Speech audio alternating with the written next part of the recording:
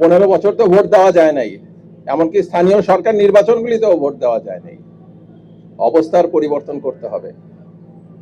অবস্থার পরিবর্তন করতে হবে যেন বাংলাদেশে আর গুম না হয় কেউ, বাংলাদেশে যেন কেউ আর বিচার বহির্ভূত হত্যাকাণ্ডের শিকার না হয়, যেন রাজনৈতিক কর্মীরা, ভিন্ন মতাবলম্বীরা, সাংবাদিক এবং মানবাধিকার কর্মীরা নিপীড়নের শিকার না হয়। আর সেই কারণেই সবার প্রতি আহ্বান, অনুরোধ যে আপনারা পার্লামেন্ট ইলেকশনে পছন্দের প্রার্থীকে ভোট দিবেন, একই সঙ্গে শত বছরের বাংলাদেশের ভবিষ্যৎ তৈরি করে দিবেন, যা এই গণভোটে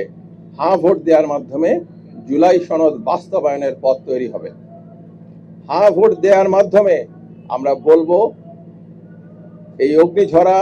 জুলাই 36টা দিন যারা জীবন উৎসর্গ করেছেন দেশের জন্য, আপনার চিটাগাংয়ের শহীদদের কথা মনে রাখেন,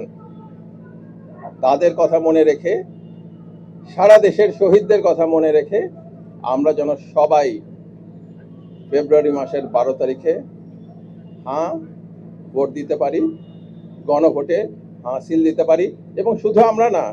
আমাদের পরিবারের সবাইকে নিয়ে উৎসব মুখর পরিবেশে আমাদের বন্ধুদের নিয়ে, আত্মীয় স্বজনকে নিয়ে যেন ভোট দিতে পারি। এটাই আমাদের আকাঙ্ক্ষা, এটি আমরা বলতে এসেছি আপনাদের সবাইকে নিয়ে বলার জন্য যে বাংলাদেশ বদলাই দিতে হবে। যে জুলাইয়ের অভ্যুত্থান যে বাংলাদেশের সূচনা করেছে, সে বাংলাদেশের পথ বাস্তবায়নের জন্য এই গণভোট, এবং এই গণভোট সাফল্যমণ্ডিত হবে ইনশাল্লাহ, হ্যাঁ ভোট বিজয়ী হবে ইনশাল্লাহ।